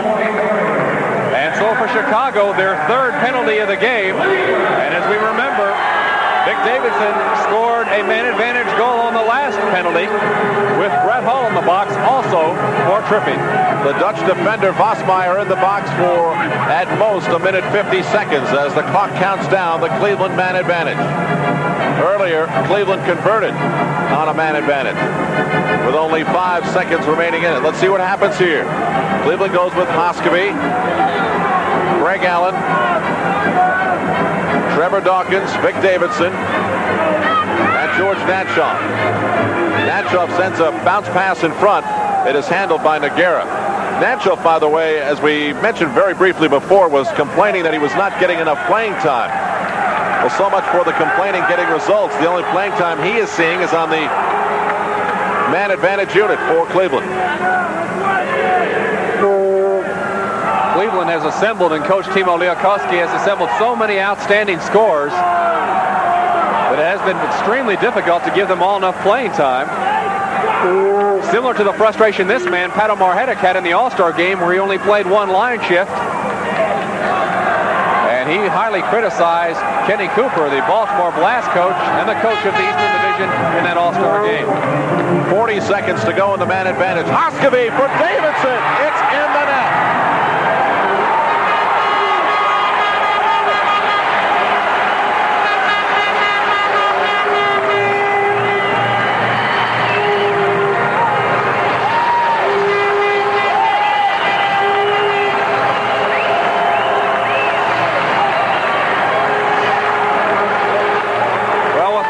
The Cleveland Force man advantage unit has gone up a couple of notches in the MISL rankings for man advantage percentage as Kai Hoskevy gets his second assist on a man advantage situation. Vic Davidson his third goal, and 3 straight goals by the Cleveland Force as they came from a 3-2 deficit, have now taken a 5-3 lead. Hat trick by Vic Davidson from Hoskevy at 4:05. Cleveland now, as Kyle just said, leads by 2. It is the second time in the game that they have led by 2 goals.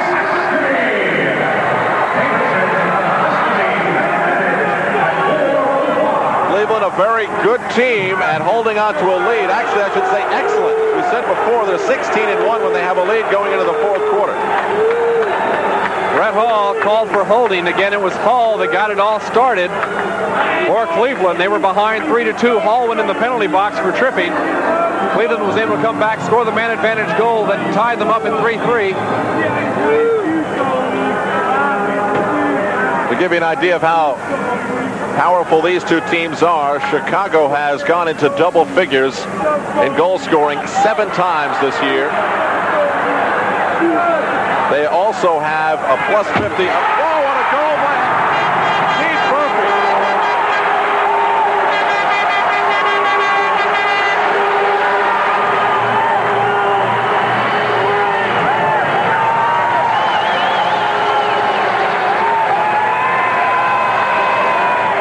Trevor Dawkins makes the pass inside. Keith Murphy, the quick turn and the blast. It looked like it hit the post, but it hit the back stanchion inside the net. Take another look. There's Murphy lurking inside. Dawkins has got to get around. Quick turn, the shot, and a goal for Murphy. I believe his 39th on the year. And that goal by Keith Murphy, the 4th in a row for Cleveland, has caused Willie Roy, the coach of the Chicago Stings, to call a timeout. He's taking one. We will too. We'll be back with Al Trawick and Kyle Rowe Jr. back in Richfield, Ohio. Willie Roy off to the left side talking to the Chicago Sting. You see Cleveland now has jumped out to a 3-goal lead, 6-3. Davidson's hat trick, his first of the year. Murphy's 39th from Dawkins. And Trevor Dawkins and Keith Murphy, 2 of the Iron Men for Cleveland. Murphy playing in his 80th consecutive. Dawkins playing in his 13th out of 118. It's a whole bunch of games. They know each other very well, and they've connected on many before. And now it is the largest lead of the game for Cleveland as Chris Vaccaro tries to notch a win under his belt. So far this year, Vaccaro has 14 wins to his credit. And we continue. Marhetic sends it in. Vaccaro is there. He one-hands it. He has 5 seconds to release the ball. And we should probably see Chicago a little bit higher intensity now. Here's a good opportunity for Natchoff. 1 against 2. Louis Natchoff working on Rudy Glenn. Breaks free, and the shot was blocked. Shot was blocked by Don Draghi. Rebounded around in front. Brett Hall clears. Granitza.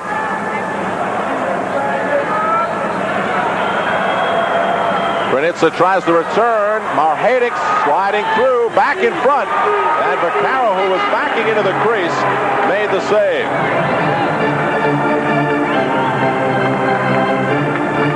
Here's Branko Radovic. Slides it across for Natchoff, who was hit and hit hard. And once again, another foul by Brett Hall. Hall trying to kick the ball away, and Natchoff pointing his finger and touching him on the temple, makes a little fist. Louis and George are All-Americans at the University of Akron, the first brothers to be All-Americans at the same time in soccer. And they played just up the road here from Richfield. Louis Natchoff tried to wrap one in front. Cleveland trying to expand their 3-goal lead. Oskabee not there to receive that pass. Marhadic on the run along with Karl-Heinz Granitza right side.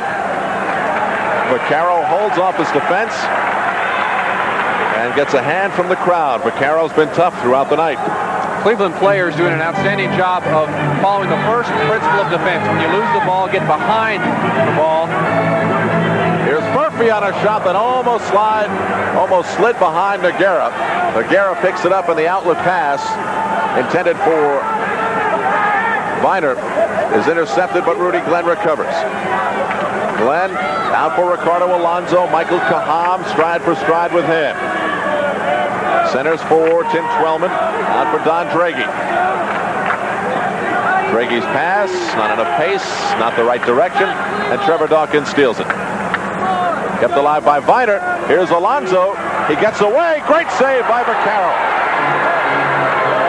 Well, it's maybe great face by Vaccaro, as Vaccaro had no chance to react to the shot, but he put his body full inside. Nogueira, now he's going to get... Nogueira came way out of the box, and it almost hurt Chicago. Furphy got all of it, but as Nogueira was looking down the barrel of the gun, he just happened to be in the right place and blocked the shot. I was sure he was going to get called for pushing. Let's take a look. Nogueira, the ball will come back. There he's holding, I thought, but what do I know? Stick up for yourself. 7 minutes and 38 seconds to go, 6-3. I imagine it's very difficult for referees to treat a goalkeeper like a field player when he comes outside.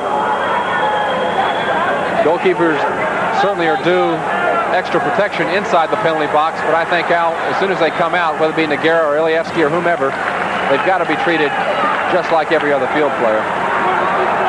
What a job the Cleveland defense has done on the most potent offense in the league. The Chicago Sting being held to 3 goals. They had scored 241 in 38. And that is a lot of goals. Here's Vic Davidson. Davidson on Ficus. Lays it off left side for Charlie Green.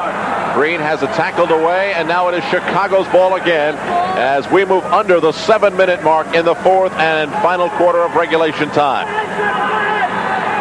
Charlie Ficus, number 9. The drive. Vaccaro almost let it get in behind him, but spun, and to his pleasure, the ball was still sitting right behind him. Number 16 is Craig Allen. And Chicago takes it away. Tim Twellman tried to find Bob Bosmeyer. And again, it is Chicago's ball. Louis Natchoff beats Michael Kaham. Kaham in front for Davidson. Davidson spins and fires. Outside again for Kaham. Kaham for Natchoff. Inside for Craig Allen, who spun and missed. Craig Allen has that ability to find the little pockets behind the defense, and to the Cleveland Force's credit, they're able to somehow penetrate the defense and get the ball to him. And the slump continues for Pato Marhadic. Here's Oskabee. Good kick save by Nogueira. In front for Craig Allen. The deflection missed wide. Allen goes back outside. Trevor Dawkins lays it off for Bernie James. James for Craig Allen. Checking into the lineup is Bronco Radovich for Cleveland. Oskabee. Oskabee for Louis Natchoff. And there's Twellman. There's Pato Marhadic. He hasn't scored in 4 games, and his effect on tonight's game has been negligible. Here he comes, though. Marhadic into the corner. He tried to slot one, intended for Granitza. And Granitza slaps his hand towards Marhadic's direction as if to say, I didn't appreciate that effort at all. Here comes Cleveland with Nogueira way out of the box. He recovers to make the save. I'm sure Natchoff wished he'd had a little bit quicker trigger. There's Hoskevy. Hoskevy in the slot. Almost ripped it around the defender, Bob Bosmeyer. Hoskevy doesn't have a big windup on his shot, Kyle, but still it is as fast and as hard as anybody in this league. One of the advantages of having those big thighs that Hoskevy does. Bob Bosmeyer inside the Cleveland zone. Craig Allen is there to stop the Chicago attack. We have 4 minutes and 23 seconds to go. Chicago offensively is having big problems. Dangerous play called by Bernie James. Granitza's had to go back in defense a little bit more. Granitza called for the high kicking. Cleveland looks so calm on defense. It was a Chicago free kick on the dangerous play. Or rather, a Cleveland free kick. Here comes Marhadic. Marhadic deep in the corner. Fine bounce pass in front. But Vaccaro played the rebound perfectly. The only thing he could have done better was not give up a rebound. Vaccaro dumps it out now for Charlie Green. Green could not get around Brett Hall. Pushing on Green. As Brett Hall, the pugnacious, tenacious American player from Wheaton College. 6-3. 6-3. Cleveland leads with 3:45 to go in the fourth quarter. Don't forget next week, next Wednesday, we return with Wednesday night MISL. We'll be in Chicago Stadium for the same Chicago Sting you're watching tonight. And the Buffalo Stallions. Charlie Green. Intended for Keith Furphy. And again, as we expected, a wild offensive show. This game has produced less than the average number of goals in the MISL. The average number of goals for two teams is about 11. It's somewhere in that neighborhood. But we are not in that neighborhood. We're a few blocks away. 6-3, 9 total goals in the game so far. Charlie Green runs around the ball nicely. Right-footed shot that Nogueira slaps to the boards. Chicago tries to clear now. They get it out to the midfield line. Branko Radovic keeps it in forced possession. Charlie Green. Nogueira is out. Played the ball back inside the box, and then he was able to utilize his hands. The outlet pass for Ricardo Alonso. Alonso working on Bernie James. Now with help from Charlie Green. Alonso right in front of referee Bill Maxwell. Just threw Charlie Green to the turf. And he was called. Or Furphy he threw down. Cleveland quickly takes the free kick. And here's Keith Furphy. Can he get around Brett Hall? He does with a pass, but Nogueira is there to play the rebound off the windows.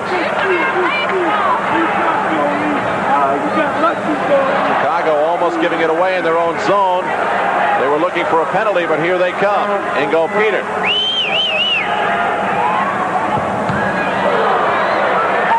And Bernie James sweeps it away. Out for Brett Hall. Hall gets around Vic Davidson. Can't get around Louis Natchoff. And Chicago goes back to Victor Nogueira. Kyle Rowe Jr. is on his way to the field. He will be talking to our Clairol Footfixer star of the game. Nogueira wanted a timeout. Herb Silva denied him the ability to call timeout. Rudy Glenn is dumped down. And something almost developing between Rudy Glenn and Craig Allen. Bill Maxwell escorts Craig Allen away from him. And here's a look. This is Rudy Glenn on the run. Rudy is a fine defensive player and an offensive player. You can see Craig Allen just harassing him from behind. Their legs got tangled up and Rudy Glenn went down. Well, a look at a scoreboard will reveal why Rudy Glenn may be frustrated at this point. I didn't really see anything flagrant by Craig Allen. But at any rate, he did trip up Rudy Glenn with a fairly good offensive opportunity. 6-3, Cleveland leading, and Rudy Glenn was just trying to bring Chicago back. So it is a 2-minute penalty against the Cleveland Force. Now Chicago, who has not done well in their man advantage opportunity on the game tonight, will try to get back. They are not a good man advantage team. 9th in the league of the 14 teams.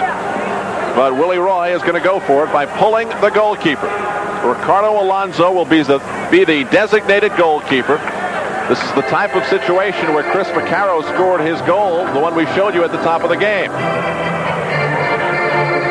A 2-man advantage for the Chicago Sting as a result of the penalty and the extra attacker. Ingo Peters saved by Vaccaro to start things off. Karl-Heinz Granitza tried to go in front for Tasso Kutsukis. Vossmeyer, Granitza, great save, Vaccaro with help in front from Dawkins. There's the long throw. This crowd was rooting for it. But this time, Chris Vaccaro misses by about 15 feet or so. Here's Vossmeyer inside the Cleveland zone. Vossmeyer for Peter. Peter pulls it back, takes the shot. Great save, Vaccaro, and cleared again up in the air by Trevor Dawkins.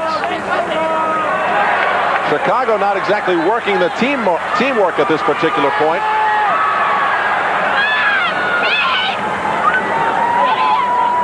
And back come the Sting. This is Bob Vossmeyer. Across outside for Granitza. He got tangled up. Back for Vossmeyer. Now Ingo Peter. Off the glass. Outside for Granitza. Last minute of play in the game, and that's exactly how much time there is in the man advantage. Ingo Peter. A long shot by Alonso that was saved by Vaccaro, then came off the glass. Granitza. Inside for Ficus. He could not trap it the way he would have liked to. 40 seconds to go in the penalty and the game. Ingo Peter right side. Works towards the middle. Hoping for a brief opening. Something in which to shoot through. Great defensive effort by the Cleveland Force tonight. No question about that. This one could roll in. Well, the Force wasn't with it. 13 seconds to go. And they crank up the music here in Cleveland. They've got this one all wrapped up.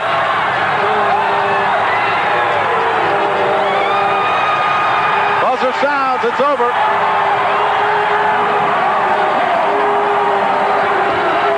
It is the first time that the Cleveland Force have defeated an Eastern Division team since December 26th.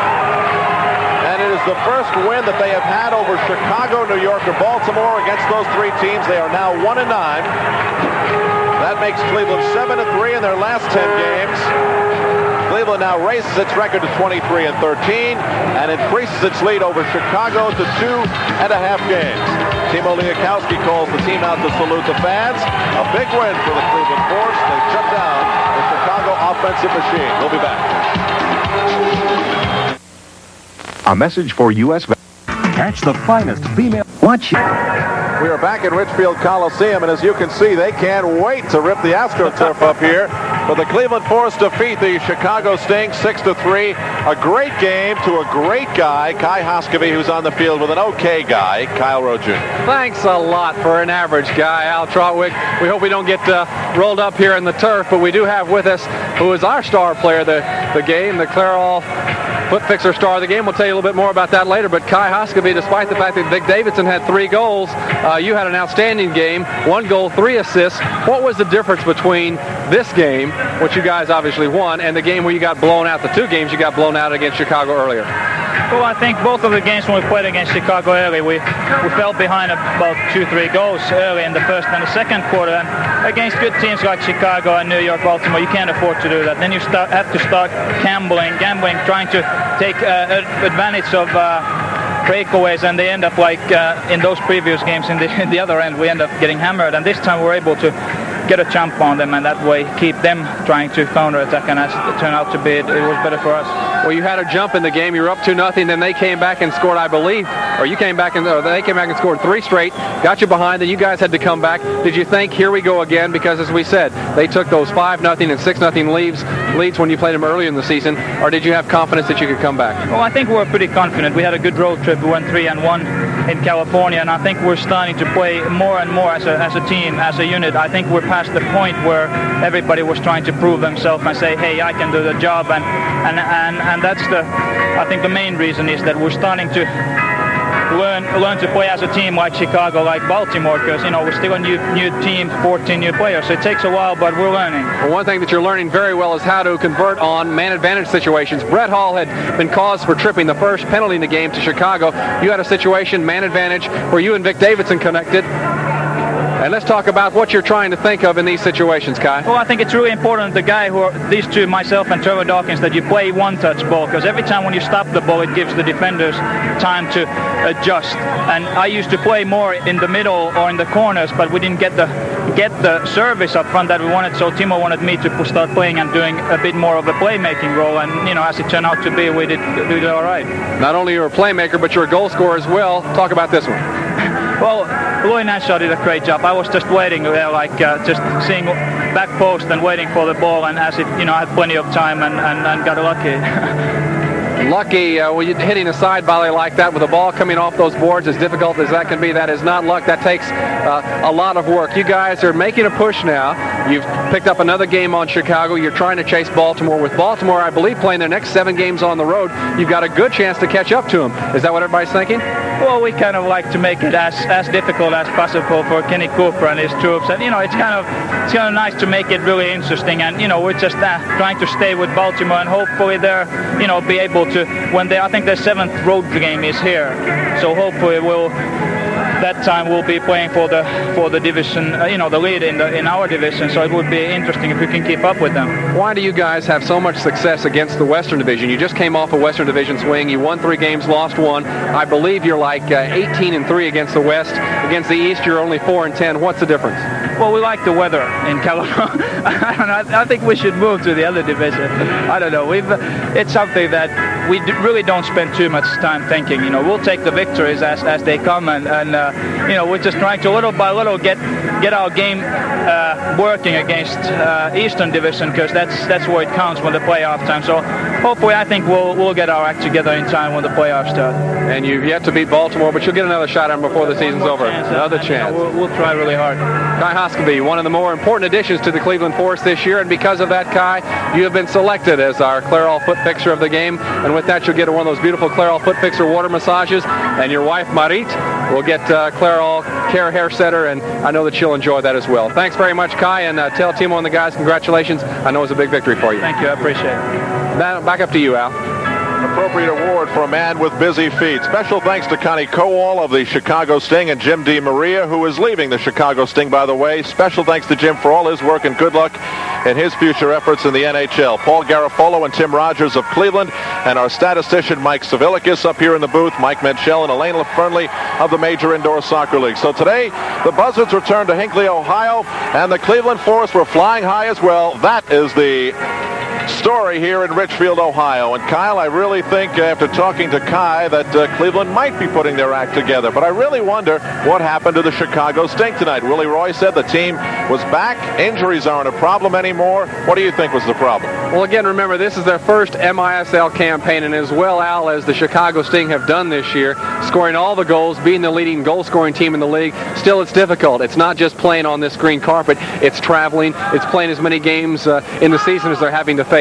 For Cleveland, I think right now their motivation really is Baltimore. So many of these people, including Timo Liakowski and Kai Hoskeby, who we just visited with, are very familiar with Kenny Cooper, either played against him, played with him, or whatever. And their very friendly rivalry, no doubt, will be a great inspiration for them. Kyle, at this point of the season, we're looking at the top 4 teams in each division. We're trying to figure out, I know you are, I am, who's going to be in the playoffs, who's going to wind up in the championship. Can the Arrows repeat? A lot of people thought Chicago, but after looking at this game tonight, I wonder. Well, I think typically the most powerful teams, as we've said year in year out, seem to be the Eastern Division, despite what happens at the All-Star game. And I think in the Eastern Division, we've got at least 3 teams that could win it. I personally don't think New York will do it this year. I'm sure I'll get a lot of letters now from the Arrows, but with Baltimore, or with Cleveland, Chicago, I think those have to be the favorite teams in the East. In the Western Division, who knows what could happen. It's very difficult to play against the Kansas City team. And remember, of course, San Diego, the team that was the NASL indoor champion last year, is in the MISL this year, and no doubt Coach Ron Newman and the San Diego Sockers would like to prove that last year was no fluke. Well, we've been talking about fans of the year, you and I, on and off, and certainly the fans know what we're talking about. Next week, we're going to be in Chicago Stadium. Now, they may not draw the biggest numbers, but they are among the loudest in the league, and that could inspire the Chicago Sting as they will host the Buffalo Stallions, the fast-running Buffalo Stallions. That's next week on Wednesday night MISL Soccer. It'll come your way appropriately on Wednesday night, March 23rd, 8:30 Eastern Time, 5:30 Pacific, and hopefully the Chicago Sting will get back on track. Speaking of Buffalo, Kyle, Louis Dabo's the new coach down there. You said it's amazing what fear can do. That's the type of coach he is, snapping those guys right in order. Do you think he can have an effect and help save the season playoff-wise for Buffalo? Well, as you said, fear does some miraculous things. There have been 4 coaching changes in the MISL this year, and in each case, those coaches have been able to turn around the teams a little bit. At least 3 of the 4 coaches have winning records. Louis Dabo, I believe, is 2-2. So I guess a change, at least according to the owners, is what is needed. And I think in Louis Dabo's case, particularly because he knows Buffalo, he knows the people.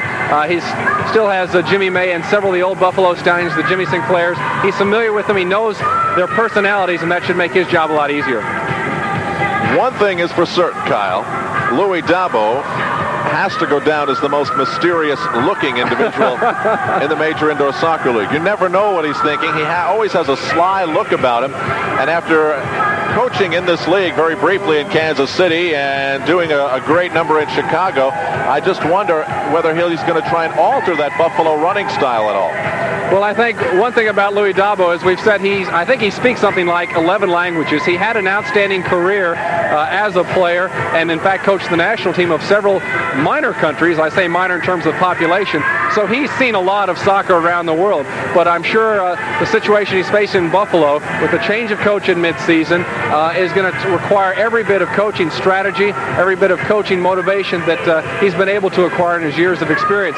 The Buffalo people are very, very proud, and the folks of Western New York are used to having a team up there at the edge of the playoffs, and right now Buffalo, with their situation, they're still out of it.